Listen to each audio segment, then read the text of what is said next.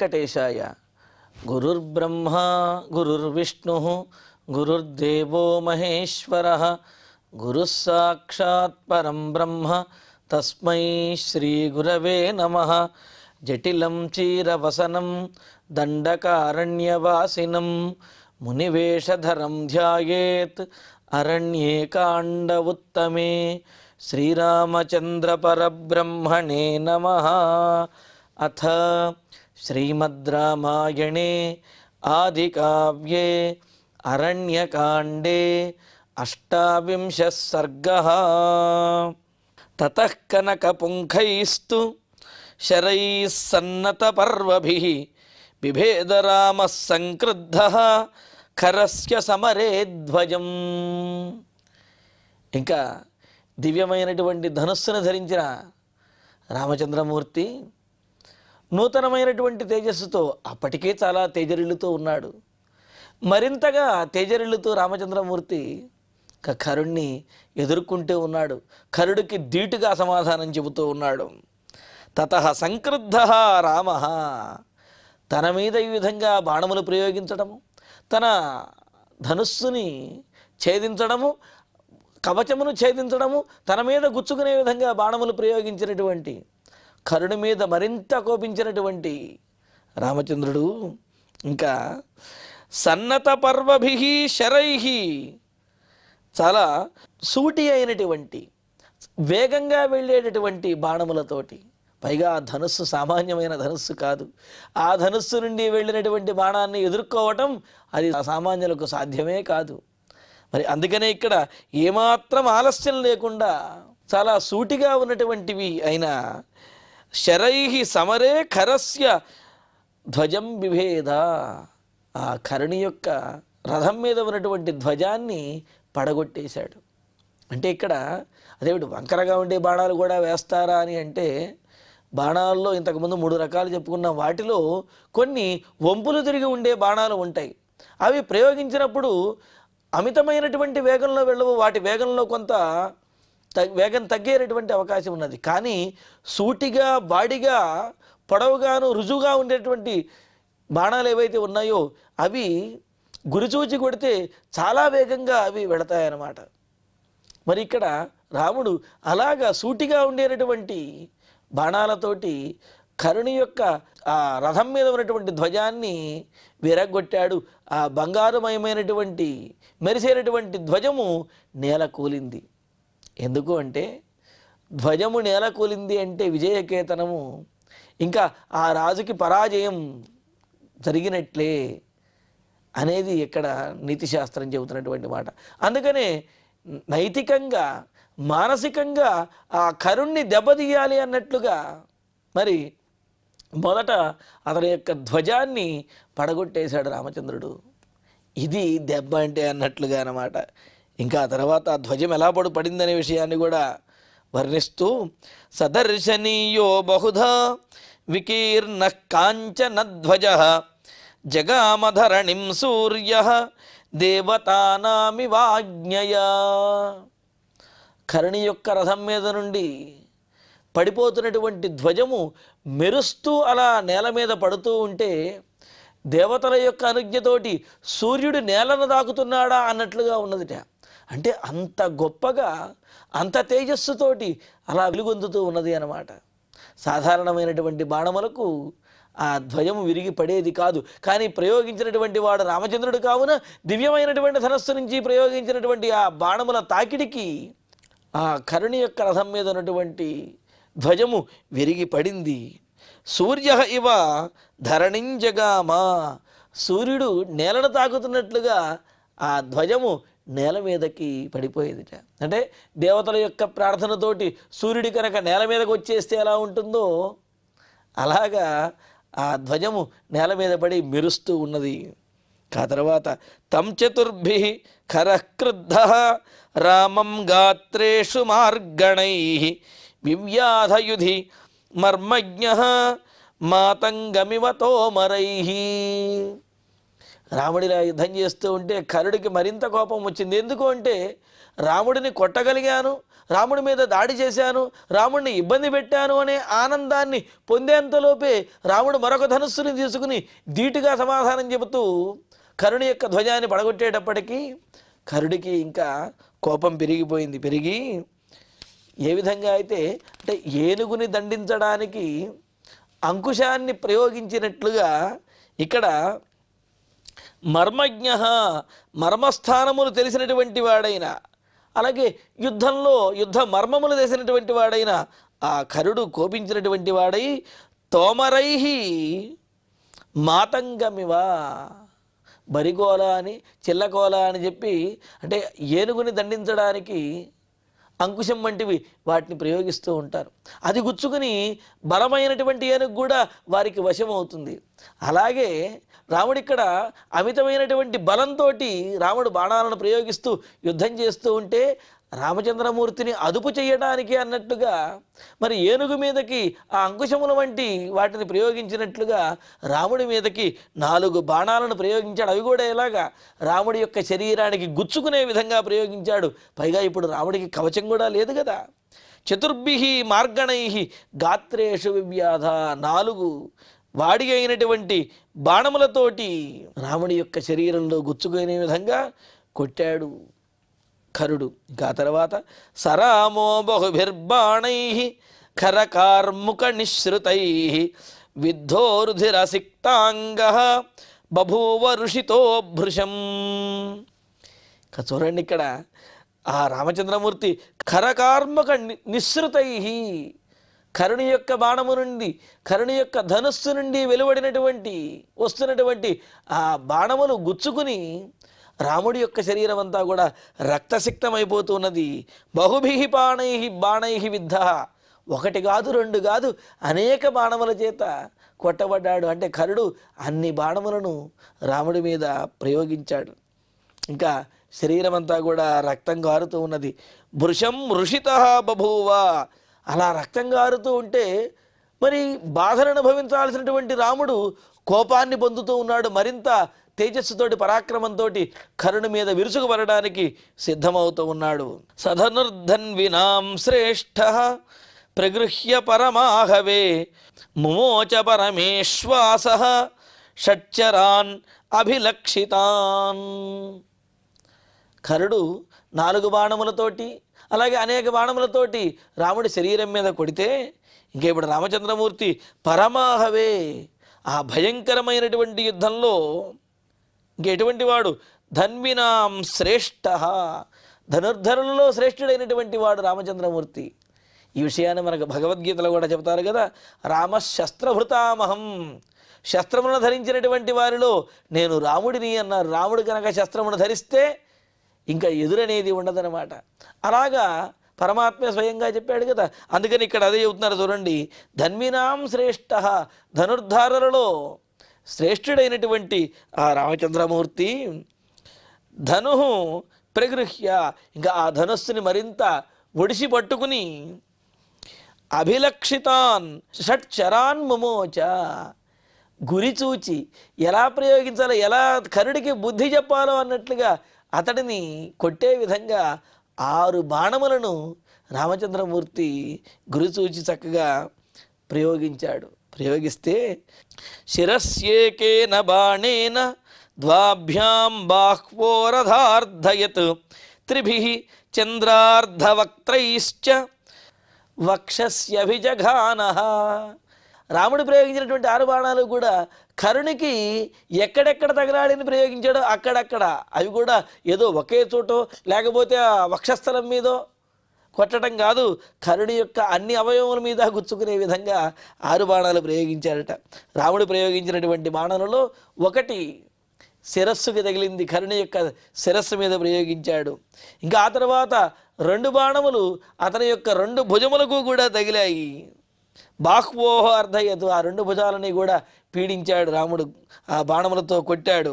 ఇంకా ఆ తర్వాత చంద్రార్ధవక్త్రైః, అర్ధచంద్రాకారంలో ఉండేటటువంటి 3 బాణములతోటి వక్షసి అభిజఘాన, ఆ కరుణి యొక్క హృదయం మీద, రొమ్ము మీద ఆ 3 బాణాలను కూడా ప్రయోగించాడు.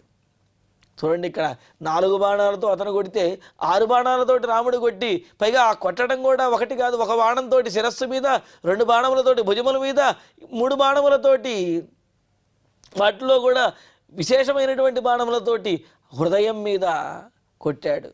కొట్టేటప్పటికి రామబాణముల యొక్క ఘాతములకు కరుణికి ఆ రాముడి బలమేమిటో తెలుస్తున్నది. అలాగ బాణముల చేత కొట్టబడి అతడు కూడా రక్తసిక్తమవుతూ ఉన్నాడు. తతఃపశ్చాన్ మహాతేజాః నారాచాన్ భాస్కరోపమాన్ జిఘాంసుః రాక్షసం క్రుద్ధః త్రయోదశ సమాదదే. ఇంకా తతఃపశ్చాత్, ఇంకా తర్వాత రాముడు మరింతగా విజృంభించి మహాతేజాః, గొప్ప తేజస్సంపన్నుడైనటువంటి రఘువంశ వీరుడైన రామచంద్రుడు మరింత కోపించినటువంటి వాడై రాక్షసం జిఘాంసుః, ఇంకా ఈ రాక్షసుణ్ణి సంహరించాలి, కరుణ్ణి సంహరించాలి అని నిశ్చయించుకున్నటువంటి వాడై భాస్కరోపమాన్ త్రయోదశ, సూర్యుని వంటి తేజస్సు కలిగినటువంటి 13 బాణములను, త్రయోదశ నారాచాన్, ఇక్కడ నారాచములు అంటే అనుకున్నాం ఇనుముతో చేసినటువంటి ఆ వాడి అయినటువంటి బాణములు అని చెప్పి చాలా కఠినంగాను, అదేవిధంగా వీటిని రథములను, అస్త్రములను వీటిని ఛేదించడానికి కూడా, అంటే ఎదుటివారు ప్రయోగించినటువంటి అస్త్రములను, రథములను కూడా, అలాగే వారు ప్రయోగించిన ఆయుధములను కూడా ఛేదించడానికి వీటిని ప్రయోగిస్తారనుకున్నాం. మరి అటువంటివి శరీరానికి తగిలితే ఇంకెంత దారుణంగా ఉంటుందో.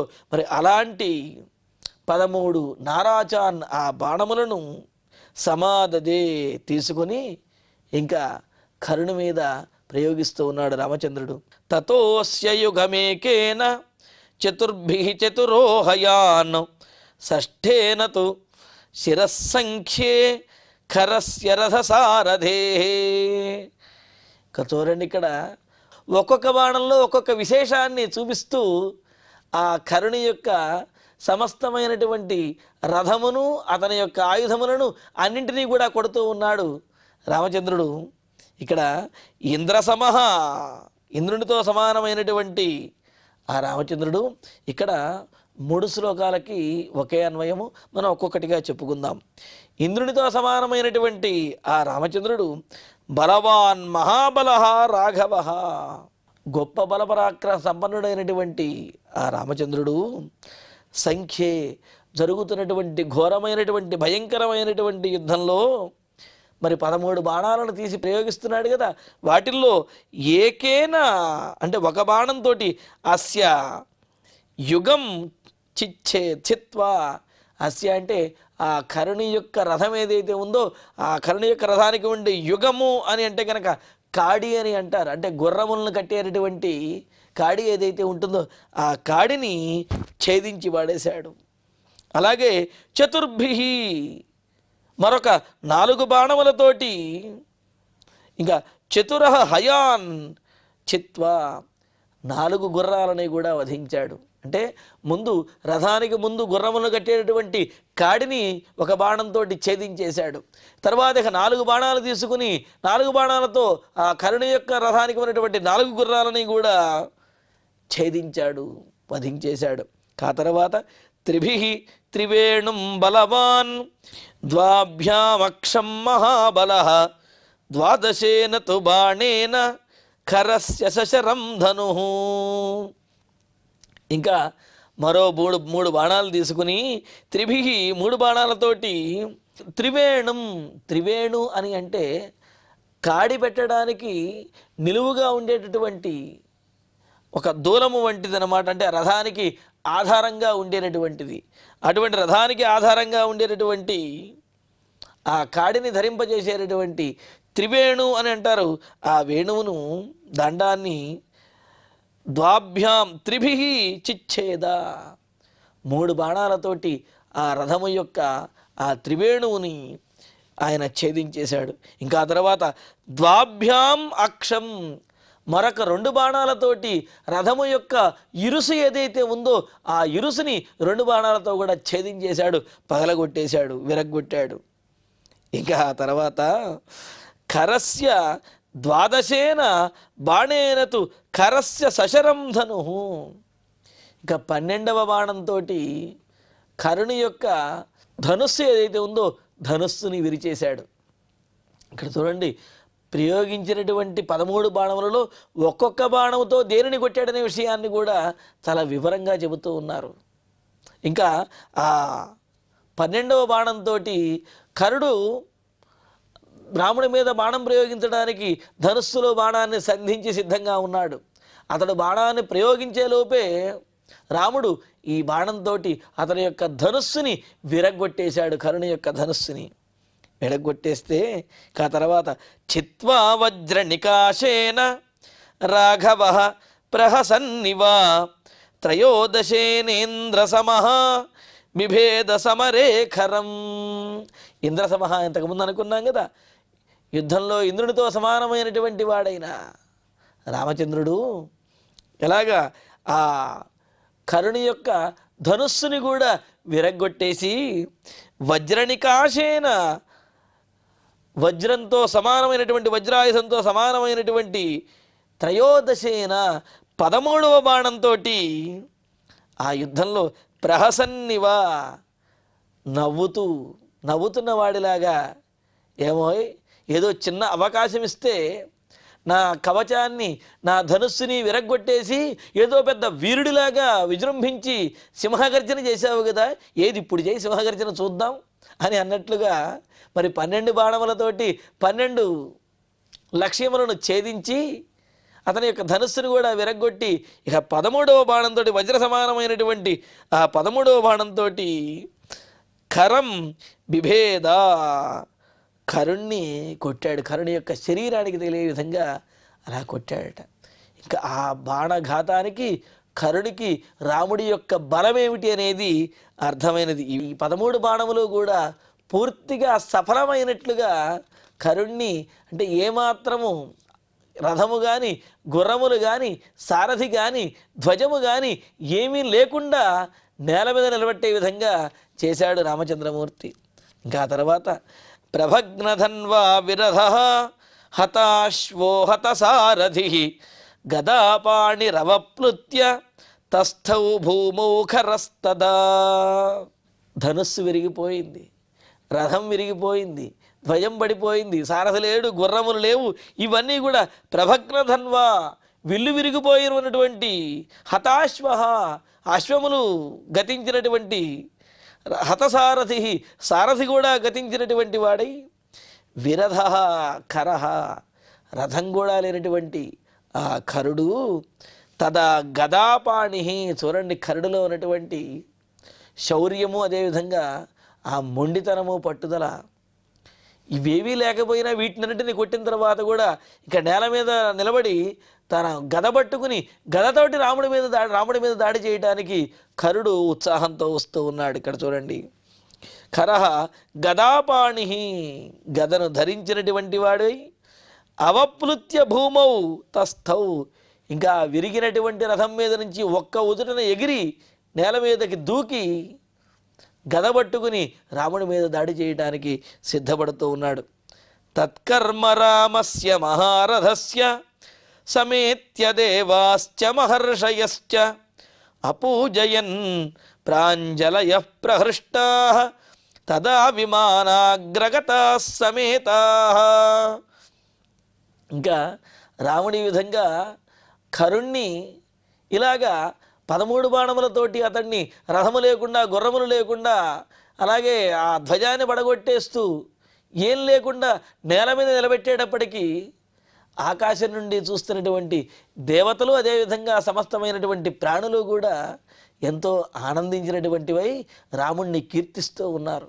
ఎందుకు అంటే కరుణి యొక్క పరాక్రమాన్ని చూచినటువంటి సమస్త భూతములు కూడా వణికిపోయాయి. ఎందుకంటే కరుడు మరింత విజృంభించేసినట్లయితే, రాముడు కనుక కరుణ్ణి వధించకపోతే ఈ యుద్ధం తర్వాత కరుడు ఇంకెంత పీడిస్తాడో ప్రాణులను అని చెప్పి సమస్తమైన ప్రాణులు, దేవతలు అందరూ కూడా వణికిపోయారు. కానీ అటువంటి కరుడినే రాముడు నిలువరించి అతన్ని నేల మీద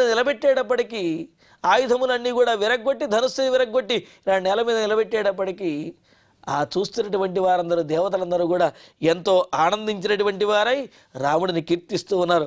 తదా దేవాశ్చ మహర్షయశ్చ, ఆ విధంగా కరుణ్ణి దండించినటువంటి రాముడిని చూచి ఆ సందర్భంలో కరుడు ఇంకా నేల మీద నిలబడి ఆ గద పట్టుకుని రాముడి మీదకి యుద్ధానికి రాబోతూ ఉన్నాడు. రాముడేమో మరింత సమరోత్సాహంతో ఉన్నాడు. దానితోటి కరుడి యొక్క స్థితిని చూచినటువంటి దేవతలు, అదేవిధంగా మహర్షులు విమానాగ్రగతాః, విమానాగ్రముల యందు అంటే అలా ఆకాశంలో మరి చాలామంది ఈ యుద్ధాన్ని చుట్టానికి వచ్చారనుకున్నాం కదా, వాళ్ళందరూ కూడా విమానముల నుండి తొంగి చూస్తూ అందరూ కూడా ప్రహృష్టాః, కరుణ్ణి దండించినటువంటి, కరుడికి బుద్ధి చెబుతున్నటువంటి రాముణ్ణి చూచి ఎంతో ఆనందిస్తున్న వారై మహారథస్య రామస్య తత్కర్మ, మహారథుడైనటువంటి రాముడు ఈ విధంగా కరుడికి గర్వభంగాన్ని చేయటం, అతన్ని ఈ విధంగా నేల మీద నిలబెట్టడం ఇది చూచి ప్రాంజలయః అపూజయన్, చేతులు జోడించి రాముడి యొక్క పరాక్రమాన్ని కీర్తిస్తూ రాముడికి జేజేలు పలుకుతూ ఎంతో గొప్పగా రాముడి యొక్క పరాక్రమాన్ని వాళ్ళు పొగుడుతూ ఉన్నారు.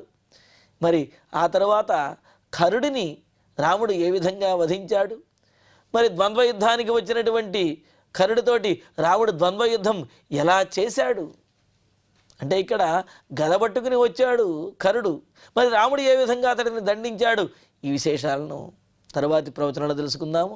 ఈ శ్లోకంతో ఈ 28వ సర్గ పూర్తవుతున్నది. తరువాతి సర్గలో రామచంద్రమూర్తి కరుణ్ణి వధించేటటువంటి సన్నివేశం వస్తుంది. ఇక ఇప్పుడు ఈ శ్లోకాలను పారాయణ చేసుకుందాము.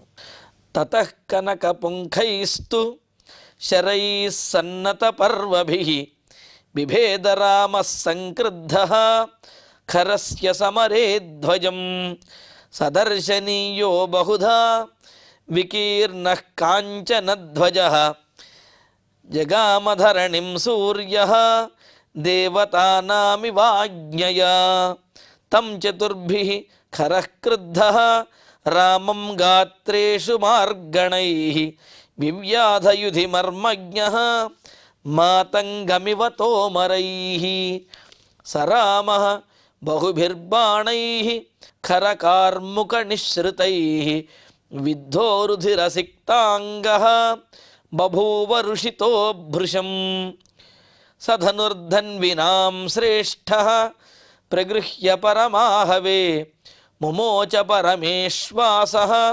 షట్చరానభిలక్షితాన్ శిరస్యేకేన బాణేన ద్వాభ్యాం బాహ్వోరధార్దయత్ త్రిభిశ్చంద్రార్ధవక్త్రైశ్చ వక్ష్యస్యభిజఘానః తతః పశ్చాన్మహాతేజాః నారాచాన్ భాస్కరోపమాన్ జిఘాంసూరాక్షసం క్రుద్ధః త్రయోదశ సమాదదే తతోస్య యుగమేకేన చతుర్భిః చతురోహయాన్ షష్ఠేన తు శిరస్సంఖ్యే ఖరస్య రథసారథేః త్రిభిస్త్రివేణుం బలవాన్ ద్వాభ్యామక్షం మహాబలః ద్వాదశేన తు బాణేన ఖరస్య సశరం ధనుః చిత్వా వజ్రనికాశేన రాఘవః ప్రహసన్నివ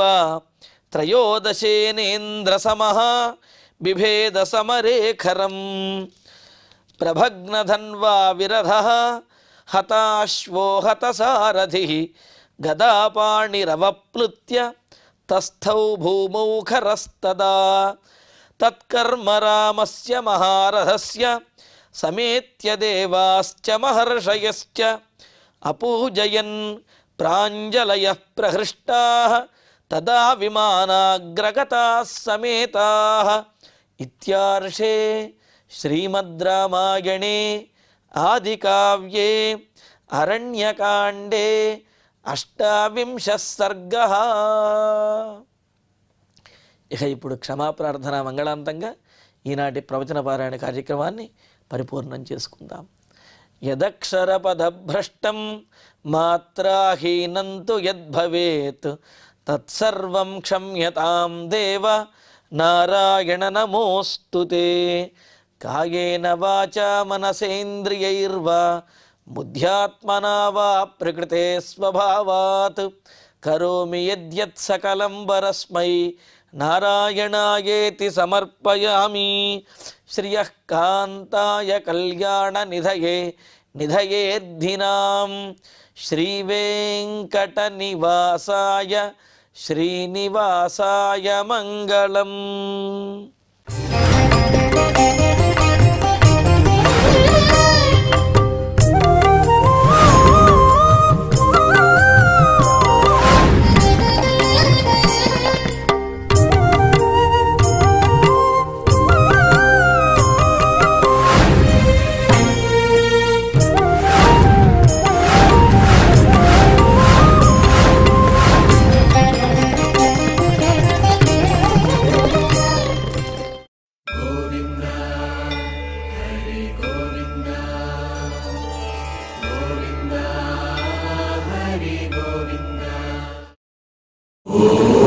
Om Namo